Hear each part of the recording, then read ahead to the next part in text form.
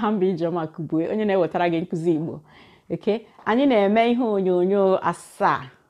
Okay, ihe onyonyo asaa iji kọwara gị ka ị ga-esi mụta Igbo na-asụ ya. Okay, onwe ndị jụrụ sị ka ha ga-esi mụta Igbo. Okay, when ndị sị na ha enweghị ohere mana ha chọrọ ịmụta Igbo a.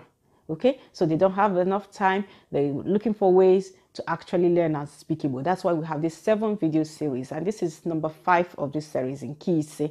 Okay, Nkise. Nkise. Kedu ihe Nkise ga-eme ga-enyere gị aka ịmụta Igbo?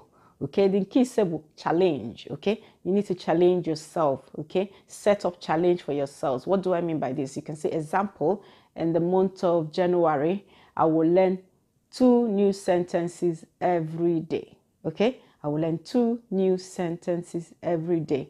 Okay, and just stick to it. Okay, get a checklist, and each day you just tick off when you've learned your 2 new sentences. You tick it off, tick it off, tick it off, and that's very satisfying.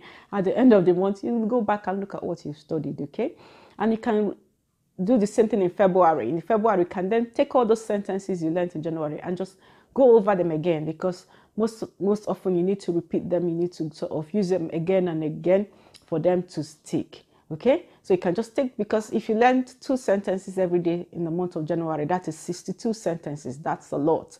You can then move it to February and just do it again. That is a challenge. Oh, God, oh, na-asụkwa Igbo.